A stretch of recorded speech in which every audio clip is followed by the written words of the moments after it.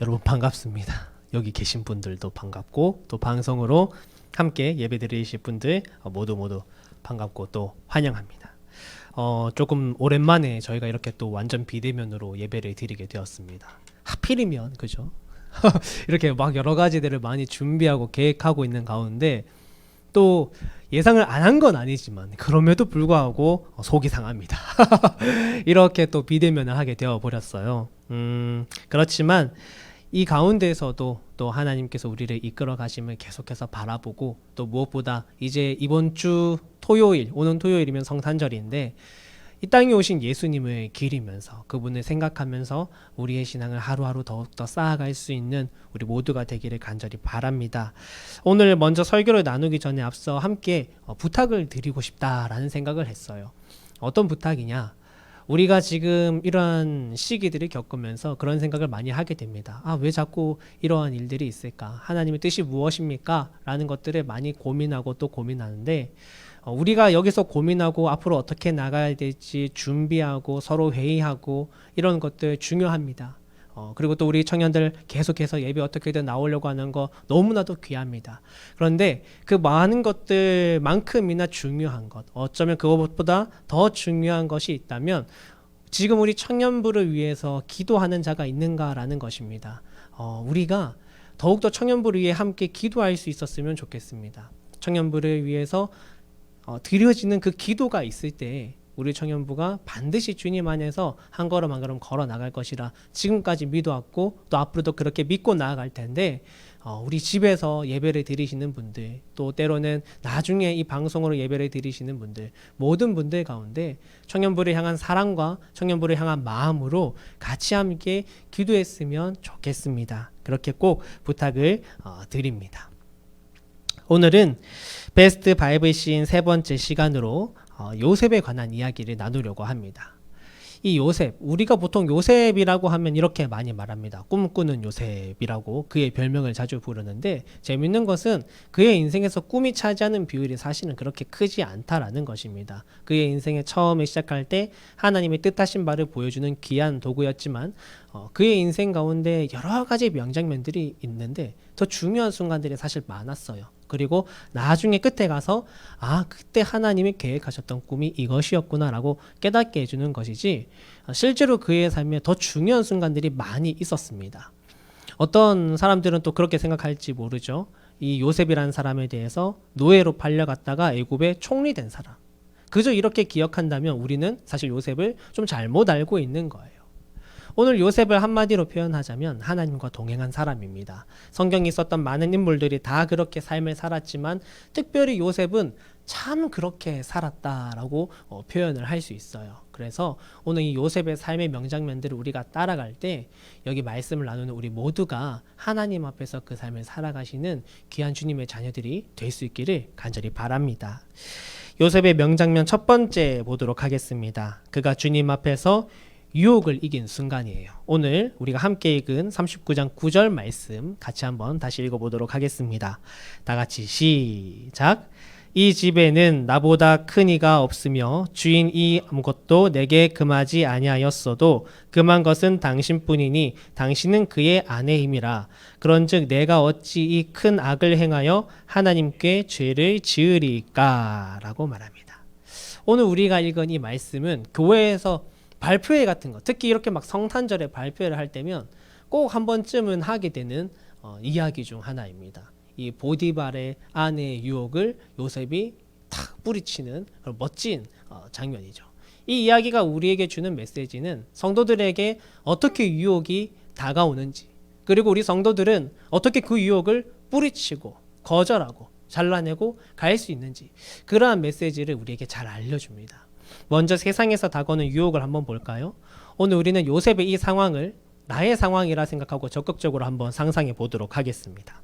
우선 요셉은 어릴 적에 형들에게 질투를 당했죠. 아버지의 편애를 받았기 때문에 형들로부터 미움과 시기를 샀습니다. 그러다가 결국에는 형들이 이 요셉을 이 노예 상인에게 몰래 팔아버려요. 그러면서 요셉의 인생이 이제 막 꼬이기 시작합니다. 그가 노예 생활을 했다는 것은 정말 큰 고통을 겪었을 것이다 라는 그런 걸 우리가 알 수 있거든요. 왜냐하면 그 이전의 삶이 어땠습니까? 아버지에게 사랑받으면서 일반적인 사람들은 잘 입지 않는 채색 옷을 입어가며 그렇게 애지중지 키워졌던 자녀였는데 그런 그가 완전 바닥인 그런 노예 생활을 했다라는 것은 그가 굉장히 큰 시련에 부딪혔다라는 거예요. 그런데 어떡합니까? 살아야죠. 애를 씁니다. 노력하고요. 어떻게든 살려고 막 발버둥을 쳤을 것입니다. 그렇게 하다 보니까 조금씩 그의 하는 일들이 쌓여갔고 그의 그 성실함에 따라서 그가 하는 일들이 조금씩 잘 되기 시작했고 그러다 보니까 사람들에게 점점 인정받기 시작했어요. 그러니까 결국에 어떻게 되냐면 그가 노예로 팔려갔던 집이 하필이면 이 이집트 왕실 친위대장인 보디발의 집이었어요. 그 장군의 집이었는데 그곳에서 이 보디발의 집안 재반 사항을 모두 담당하는 가정 총무가 됩니다. 그러니까 완전 밑바닥에서 시작했는데 꽤나 삶이 좋아졌어요. 이 정도면 조금 됐다 싶을 정도로. 심지어 그는 그냥 이렇게 막 일적으로만 인정받은 게 아니라 말씀에 보면 이런 말도 있습니다. 39장 6절에 보면요. 그의 용모가 빼어나고 아름다웠다라고 합니다. 요셉이 막 점점 자라는데요. 알고 보니까 안 긁은 아직 긁지 않은 복권이 요셉이었던 거예요. 막 노예 시절은 막 꾸질꾸질하고 이랬는데 씻겨놓고 옷 딱 깔끔하게 입혀서 가정 총무 세워놓으니까 막 멋진 거예요. 그러니까 사람들로부터 사랑받고 인정받기 시작하는 시점이 바로 이때였다라는 것입니다.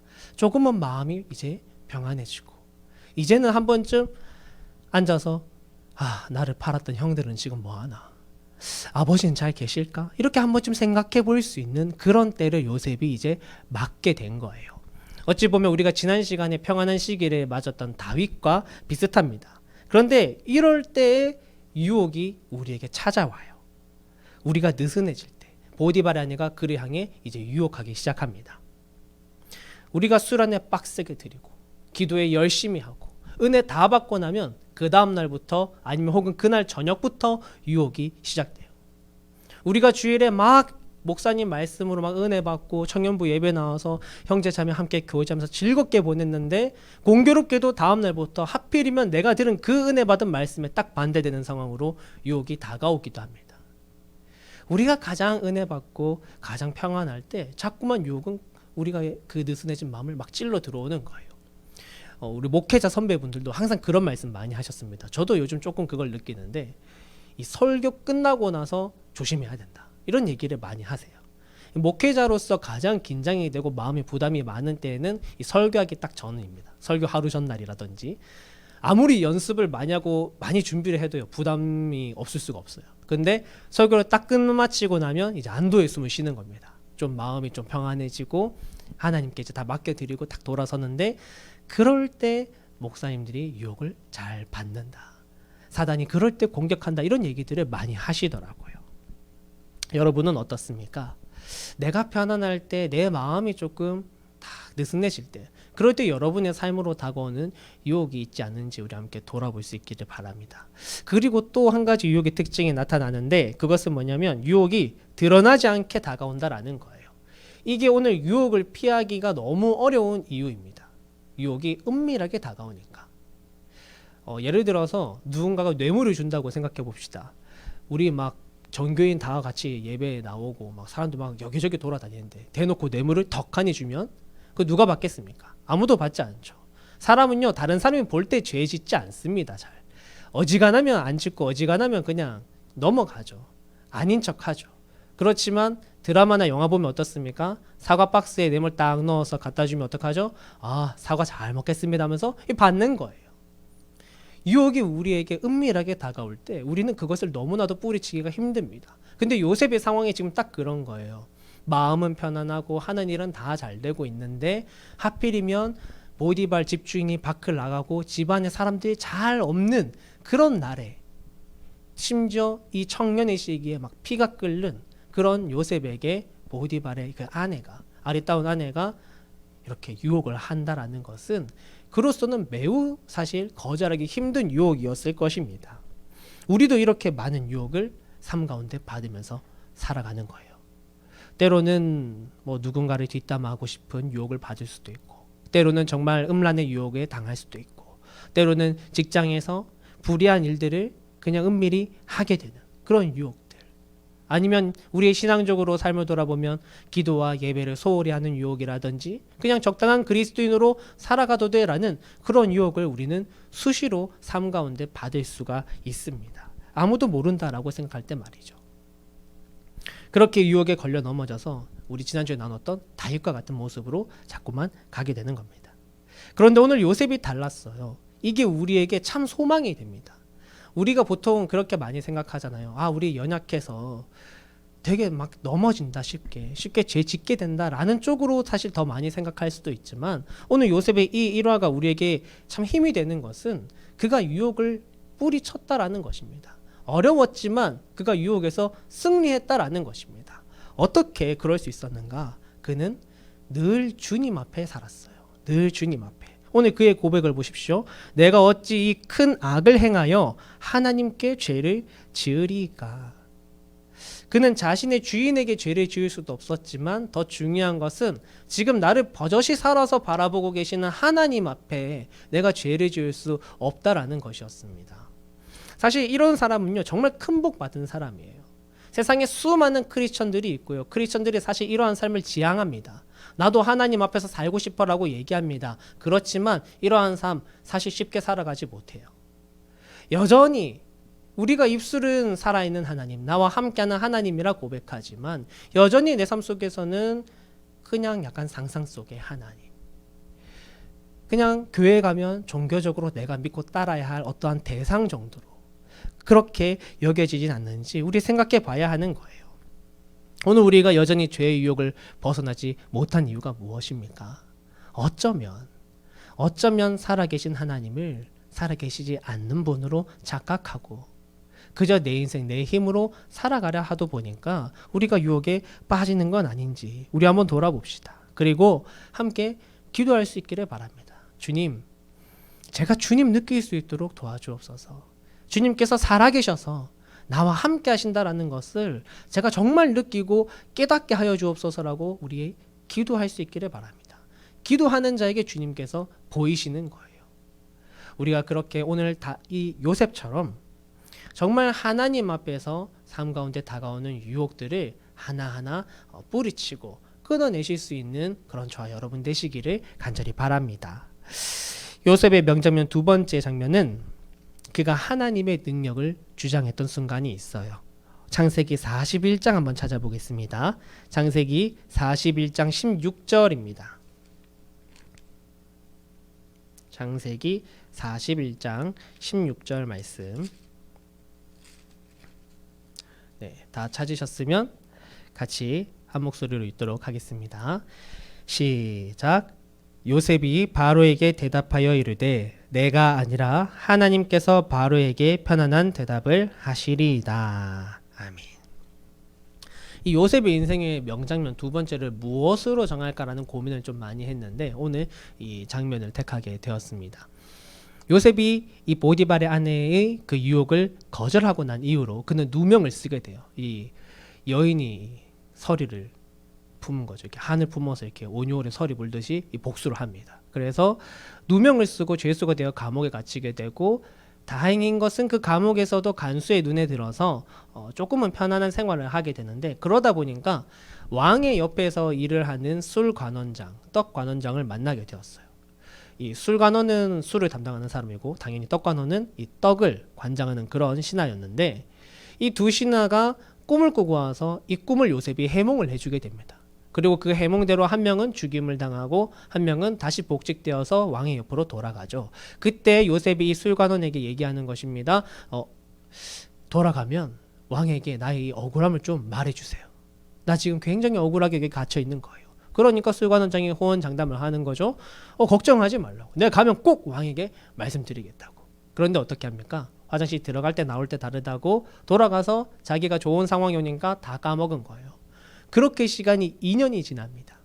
2년 동안 또 요셉은 그냥 감옥에서 계속 고생하는 거예요. 그러다가 어느 날 왕이 꿈을 꾸게 됩니다. 그 꿈을 여러 해석자들에게 해석해보라고 하는데 아무도 해석을 못하는 거예요. 그제서야 여태까지 2년 동안 뭐 했는지 모르겠지만 술관원장이 요셉을 떠올리는 거예요. 아, 맞다. 그때 감옥에 있었던 요셉이 있었지. 그러면서 요셉이 2년 만에 이 죄수의 신분으로 왕 앞에 서게 되는 것입니다. 왕이 물었죠. 자네가 그렇게 꿈 해몽을 잘한다라고 들었네. 이렇게 딱 물으니까 요셉이 오늘 이 41장 16절의 말로 대답하는 것입니다. 제가 하는 것이 아니라 하나님께서 왕에게 대답을 들려주실 것입니다. 내 능력이 아니라 하나님 능력입니다. 라고 그가 왕 앞에서 소신 있게 발언합니다.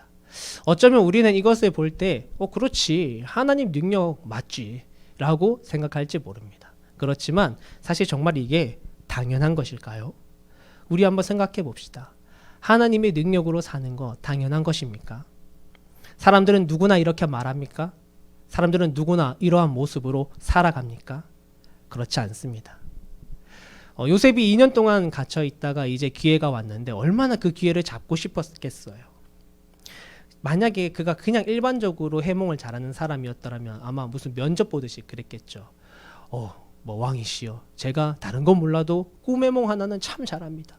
기회 주시면 성심성의껏 한번 제가 해몽을 해드려 보겠습니다. 꼭 하고 싶습니다. 뭐 이런 식으로 얘기를 하지 않았겠습니까? 어떻게 온 기회인데 살기 위해서 그걸 잡으려고 노력하고 애를 썼을 것입니다. 자신의 능력을 의지해서 어떻게 해서든지 이 상황을 헤쳐나가 보겠노라라고 그가 애를 썼을 것입니다. 지금 이 시대를 살아가는 우리 청년들 마찬가지입니다. 살아가면서 증명해야 될 게 너무 많아요. 살아가면서 나의 성취를 해야 될 것도 너무 많습니다. 어떤 사람은 취직을 위해서 정말 자격증을 수십 개씩 따는 것도 보았어요. 그런 것이 필요 없다는 것 아닙니다. 반드시 필요합니다. 우리의 삶을 이끌어가고 우리의 삶을 지혜와 지식을 쌓아가는 것들은 너무나도 사실 중요한 부분입니다. 우리가 최선을 다해야 해요. 그렇지만 우리가 꼭 한 가지 기억해야 할 것이 있습니다. 내 삶의 모든 방향과 일들이 나의 능력만으로 결정되는 것이 아니다라는 거예요. 우리는 살아가면서 정말 다양한 영향을 받습니다. 예를 들어서 내가 아무리 노력을 해도요, 내 옆에 있는 동료와 마음이 맞지 않으면 일이 잘 되지 않습니다. 내가 정말 열심으로 무언가를 계획했지만 막 천재지변이 일어나서 이게 한순간에 엎어질 수도 있어요. 우리가 지금 딱 그런 상황이잖아요. 내가 아무리 다른 사람들에게 나를 막 증명하려고 나를 인정받으려고 노력하지만 사실 나에게 아무 관심도 없을 수 있습니다. 그러면 어떡하나요? 우리의 삶은 어떻게 되는 것일까요? 지금 이 시대를 살아가는 많은 청년들, 내 힘으로 내 삶을 살아가겠다라고 얘기하지만 정말 인생의 그 고비와 역경이 다가왔을 때 어떻게 일어섭니까? 세상에 있는 많은 사람들이 대안을 제시합니다. 요즘 뭐 좋은 강의 프로그램 많잖아요. 인생 어떻게 살아가야 되는지 막 3당 심리학자들 나와서 막 상담도 해주고 막 인생을 막 잘 펼쳐나갔던 분들이 멘토로서 막 멘트도 던져주고 얼마나 좋은 프로그램들이 많습니까? 그렇지만 그 모든 것들이 정말 우리의 인생을, 우리 모두의 인생을, 제각기 다른 우리의 모든 삶을 다 일맥상통하게 이끌어갈 수 있겠습니까? 그런 게 어디 있을까요? 오늘 이 시간 주님을 바라볼 수 있는 그런 저와 여러분이 되시기를 주님의 이름으로 축복합니다. 이 요셉의 고백은 여러분 그냥 단순한 고백이 아닙니다. 그냥 지나가는 말로 하나님 능력입니다. 그냥 이렇게 말하는 게 아니에요. 자신이 여태껏 고통의 삶을 살아보니까 노력하고 평생을 애써왔지만 결국 정해지는 건 결국 내 인생의 방향은 하나님 손에 달려있더라는 것을 그가 오늘 깨달은 것입니다. 술관원장과 떡관원장이 자기에게 꿈해몽 해달라고 찾아왔어요. 그런데 두 사람 다 어떤 사람들입니까? 열심히 살았을 것입니다. 하나님의 뜻에 의해서 한 사람은 죽고 한 사람은 복직되었어요. 그 모습을 보면서 요셉은 어떤 생각을 했겠습니까? 요셉의 삶도 보십시오. 노예로 팔렸는데 어느 순간 가정 총무가 되었습니다. 장군 집에. 그렇지만 또 어느 순간 그가 어떻게 됩니까? 죄수가 됩니다. 죄수가 되어서 끝난 줄 알았는데 또 있어 보니까 어떻게 해요? 바로 앞에 지금 자신이 와 있는 것입니다. 이러한 모든 삶의 여정들을 그가 다 돌이켜 보았을 때 그렇게 생각했겠죠. 내려가는 거 한순간이고 올라가는 거 한순간이지만 이 모든 과정 결국 주님 손바닥 안에 있구나. 주님께 달려있다라는 거예요. 내 힘으로 가고 있다고, 내 힘으로 끌어간다라고 우리 착각하지 않기를 간절히 바랍니다. 한 치 앞도 모르는 우리가 내 힘으로 끌어봤자 내 인생 얼마나 끌어가겠어요. 우리 열심히 막 코로나 이렇게 될 줄도 모르고 여러 가지 준비 많이 했지만 다르지 않습니까? 상황은. 요셉은 이 모든 것을 깨달았고 왕 앞에서 절대로 그 스스로를 의지할 수 없었습니다. 여기까지 온 것도 자기가 한 게 아니었거든요. 만약 그가 자신의 힘을 의지했다면 그가 설사 총리가 되었어도 다시 떨어질 수 있었어요. 사랑하는 청년 여러분, 이 시대를 살아가는 많은 청년들이요, 나의 자아 실현을 위해 살아갑니다. 내 생각, 내 꿈, 내 목표, 내 능력, 성취, 좋습니다. 다 중요합니다. 그렇지만 이 모든 것을 다 내 생각대로 이룰 수도 없을 뿐더러 이룬다고 해서 내가 생각하는 행복이 올 것이라고 착각하지 마십시오. 어쩌면 잠시 누릴 나만의 행복에 젖을 수는 있겠지만 우리 인생에 정말 궁극적인 평안과 안식을 가져다 줄 수는 없을 것입니다. 잘 풀리면 다행인데 꼬이면 누구 의지하겠습니까? 누구를 탓하겠습니까? 지금 이 시대 가운데 우리는 오로지 더 개인주의가 되면 좋은 것 같지만 사실 점점 혼자가 되어져 가는 거예요. 하나님의 능력을 주장하며 살아가시는 저와 여러분 되시기를 간절히 바랍니다. 인생 가운데 최선을 다하시되 내 생각보다 앞선 하나님의 생각을 묻고 내 꿈을 열심히 쫓아가되 이 내 꿈이 주님 꿈 안에 있는지를 돌아보시고 내 능력을 열심히 훈련하시고 갈고 닦으시되 내 능력보다 더 뛰어난 능력으로 나를 인도하시는 하나님의 능력을 먼저 의지하시기를 바랍니다. 그렇게 하나님을 주장하며 삶을 살아갈 때 오늘 저와 여러분의 삶, 앞으로 남은 인생 분명히 흔들리지 않는 반석 같은 믿음으로 살아갈 수 있을 줄 믿습니다. 그렇게 되기를 주님의 이름으로 축복합니다. 요셉의 명장면 세 번째 마지막입니다. 그가 악을 선으로 갚는 용서의 순간이 있었어요. 창세기 50장 마지막 장으로 가보겠습니다. 창세기 50장 19에서 20절입니다. 창세기 50장 19절에서 20절 말씀 우리 한번 한 목소리로 읽어보도록 하겠습니다. 다 같이 시작. 요셉이 그들에게 이르되 두려워하지 마소서. 내가 하나님을 대신하리이까. 당신들은 나를 해하려 하였으나 하나님은 그것을 선으로 바꾸사 오늘과 같이 많은 백성의 생명을 구원하게 하시려 하셨나니. 마지막으로 요셉의 삶의 명장면은 이 창세기 가장 마지막 그의 아버지 야곱이 죽은 직후입니다. 그의 형들이 사실 그를 미워함으로 인해서 그의 인생이 참 고달파왔죠. 어떻게 보면 요셉에게 이 형들은 진짜 원수와 같은 사람들입니다. 그렇지만 요셉이 나중에 총리가 되고 나서 고향에 있는 아버지와 형들의 모든 가족들을 다 불러다가 이집트의 고센 땅이라는 아주 좋은 곳에서 살게 해주었고 그들을 돌봐주었어요. 그런데 이제 어느 순간 아버지 야곱이 하나님의 부르심을 받게 된 겁니다. 죽게 되었어요. 그때부터 형들이요 안절부절 못하는 겁니다. 아버지가 우리의 방패라고 생각했는데 그런 아버지가 죽고 나니까 이 이집트의 총리인 요셉이 우리한테 무슨 짓을 할지도 모른다. 뭘 해도 할 수 있지 않겠느냐라는 생각 때문에 그들이 굉장히 두려움에 떨었습니다. 그래서 요셉이 먼저 선수를 치기 전에 우리가 빨리 움직여야 돼. 이런 마음으로 그들이 마음을 모았고 얼마나 요셉을 무서워했는지 이 앞에 말씀을 보시면 요셉에게 바로 찾아간 게 아니라요.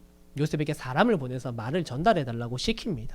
그렇게 전달했던 말이 요셉, 아버지가 살아있을 때 우리를 다 용서하라고 하셨습니다. 아버지의 하나님의 종들인 우리들을 용서해 줄 수 없겠습니까? 이러면서 사람을 보내서 그 말을 시켰어요. 그럴 때 요셉이 오늘 성경에 보면 눈물을 흘렸다라고 얘기를 합니다.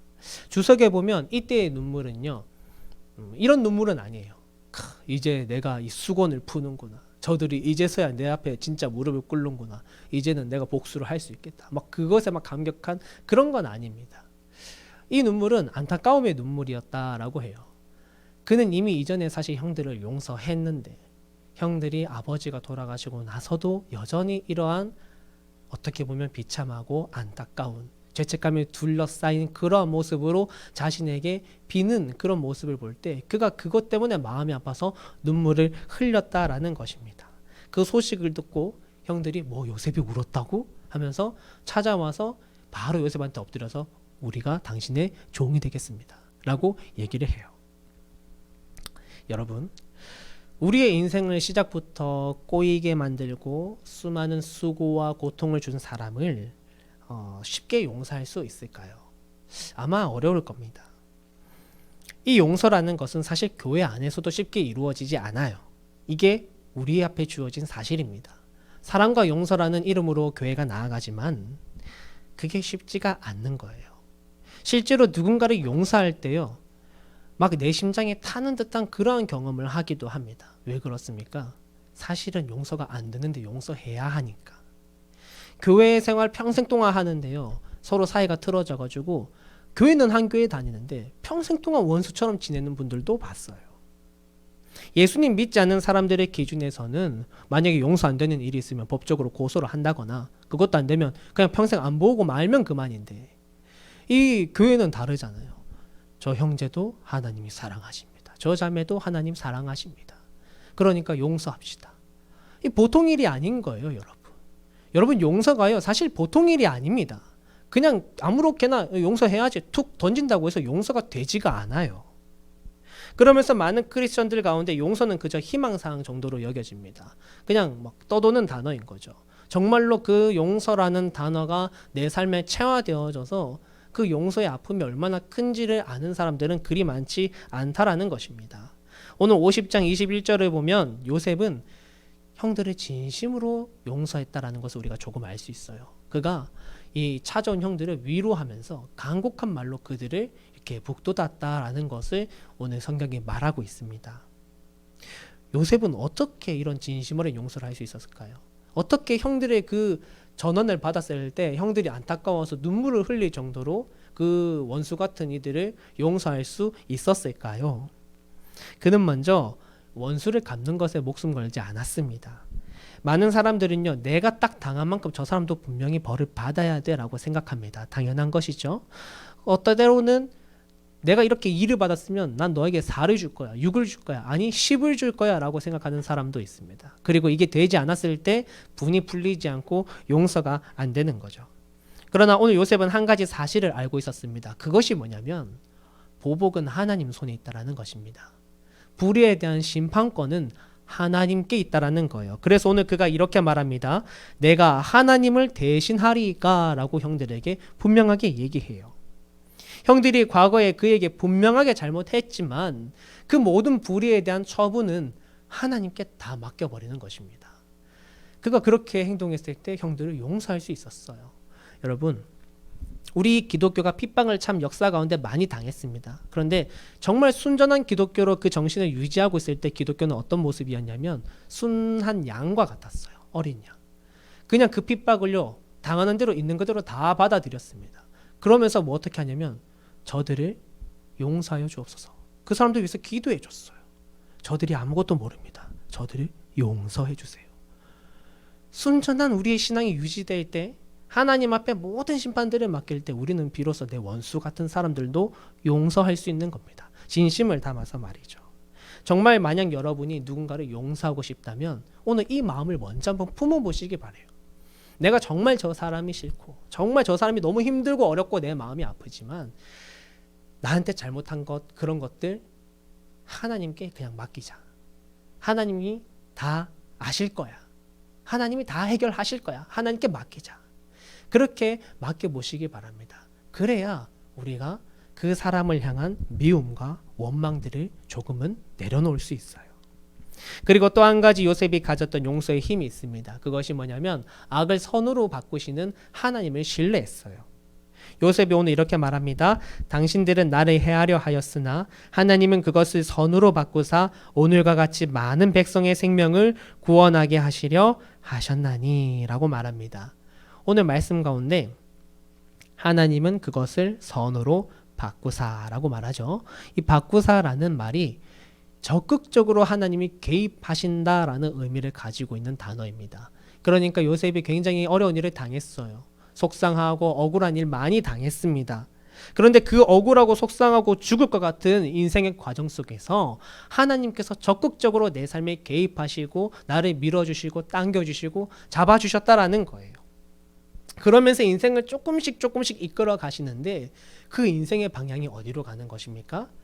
선한 방향으로 조금씩 가더라는 거예요. 용서라는 것이 여러분 한 번에 잘 이루어지지 않습니다. 사실 그냥 우리가 간단하고 작은 일들은요 용서 쉽게 할 수도 있습니다. 하지만 어떠한 일들은요 그냥 덮어놓고 용서하고 그래 미안해 사과 받아주고 넘어가려고 하지만 사실 그렇게 하고 넘어갔을 때 해결이 안 되는 경우도 많아요. 마음의 응어리가 여전히 남아있는 거죠. 그래서 교회 안에서 때로는 분란이 있고 나면요, 겉으로는 다 해결된 것 같지만 사람들의 사이가 멀어져 있고 사람들이 서로 아는 체를 못하고, 그러한 일들을 우리는 때때로 볼 수가 있습니다. 시간이 필요해요. 진심으로 사과하고 대화하고 용서하는 그런 기간이 필요하게 되어져 있습니다. 싸우라는 게 아니라요. 어쩌면 며칠, 어쩌면 몇 달, 몇 년이 걸릴 수도 있는 일이 바로 용서의 시간이에요. 그런데 이 과정이 오늘 내 앞에 딱 왔을 때 하나님을 생각하는 겁니다. 악을 악으로 갚지 않고 주님의 음성과 주님의 이끄심에 내 마음을 두고 살아가면 어느새 주님께서 나의 그 모든 용서와 어려움의 과정들을 하나하나 선한 방향으로 이끌어 가신다라는 거예요. 때로는 화해할 수 있는 지혜를 주시기도 하시고, 때로는 화해할 수 있는 기회를 주기도 하시고, 때로는 내 입술을 움직이셔서 정말 그 상황에 맞는 좋은 말을 하게 하셔서 이 분위기들을, 이 어려움들을 풀어가기도 하시는 그러한 하나님의 선한 이끄심이 우리 가운데 반드시 있을 것입니다. 바울도 여러 번 서신서에서 언급했죠. 악을 악으로 갚지 말고 선으로 행하라. 모든 용서의 과정을 인도하시는 주님께 우리 마음을 드리고 그렇게 나아갈 수 있기를 간절히 바랍니다. 악을 선으로 바꾸시는 주님께서 오늘 저와 여러분에게 선함으로 행할 수 있는 힘과 능력을 부어주시기를 간절히 바랍니다. 그래서 오늘 요셉과 같이 여러분의 삶 가운데 어떤 분열과 다툼의 그런 상황이 다가왔다 할지라도 그 속에서도 용서할 수 있는 그 능력과 힘을 우리가 같이 소유할 수 있기를 간절히 바랍니다. 오늘 요셉의 세 가지 명장면을 우리가 한번 살펴봤습니다. 이것들을 또 우리가 이 이야기들을 토대로 잘 기억할 수 있기를 바라요. 보디발의 아내가 요셉을 유혹했을 때 그는 하나님 앞에서 유혹을 뿌리쳤습니다. 그가 바로 왕 앞에 딱 불려나가는 그 절체절명의 기회의 순간에 그는 왕 앞에선 자신을 본 게 아니라 하나님 앞에선 자신을 보고 하나님의 능력을 주장했어요. 그리고 마지막으로 그의 형들이 그 평생 동안 가지고 있던 죄책감을 가지고 그 앞에서 막 무릎 꿇고 있을 때 그는 하나님 앞에서 용서하기로 선택했습니다. 다른 거 다 주님께 맡겨드리고 말이죠. 오늘 이렇게 하나님 앞에서 계속 삶을 살았던 요셉처럼 우리도 주님 앞에서 우리의 인생을 살아가시고 인생 가운데 용서도 하시고 능력 있게 살아가시고 모든 유혹도 뿌리치며 살아갈 수 있는 저와 여러분 되시기를 주님의 이름으로 축복합니다. 함께 기도하겠습니다. 하나님 감사합니다. 오늘은 요셉의 이야기를 함께 나누었습니다. 그가 젊은 날 참 많은 유혹을 당했지만, 뿌리치기 힘든 유혹을 당했지만 그럼에도 불구하고 늘 주님이 내 앞에 살아계심을 기억하면서 살아계심을 느끼면서 모든 유혹을 이겨나갔습니다. 우리 날마다 연약한 모습으로 살아가지만 이 요셉의 모습을 바라보며 우리 또한 승리할 수 있음의 소망을 얻습니다. 하나님, 하나님이 살아계심을 느낄 수 있는 우리 모두가 되게 하여 주시옵소서. 아버지, 우리가 삶을 살아가며 많은 것들을 증명하려 하고 인정받으려 하지만, 우리의 힘으로 어떻게 해서든지 이 삶을 잘 살아보려 하지만 결국 우리 인생의 모든 생사화복을 주관하시는 분은 오직 주님이십니다. 주님께서 내 삶을 인도하심을 신뢰하며 오직 하나님의 능력 의지하여 삶을 살아가는 우리 모든 청년들 되게 하여 주옵소서. 하나님, 때로 삶을 살아가다 보면 우리가 정말 용서를 실천해야 하는 때가 오게 되어 있습니다. 그때에 우리의 마음에 지혜와 사랑을 부어주사 정말 악을 악으로 갚지 않고 내가 미움과 원망에 가득 쌓여서 아파하는 것이 아니라 이 모든 것들은 오직 주님께 다 맡겨드리고 주님의 마음으로 그를 위해 기도하고 진정한 용서를 행할 수 있는 우리가 되게 하여 주옵소서. 우리를 용서하시기 위해 이 땅 가운데 오신 예수님을 기억하며 우리가 용서에 조금 더 한 발짝 다가갈 수 있는 귀한 청년들이 되게 하여 주옵소서.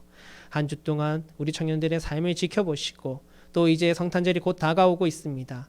코로나로 여전히 어려운 상황이지만 어딜 가든지 이들의 건강과 이들이 나가는 직장과 학교 가운데 모든 삶을 지켜주셔서 기쁨으로 성탄을 맞이하고 연말을 주님 안에 잘 보낼 수 있는 우리 모든 청년들 될 수 있도록 하나님 도와주옵소서.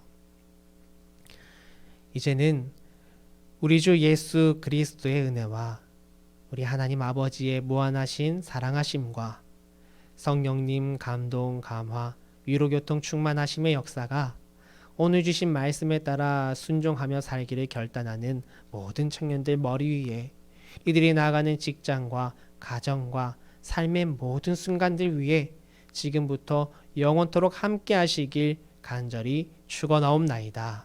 아멘.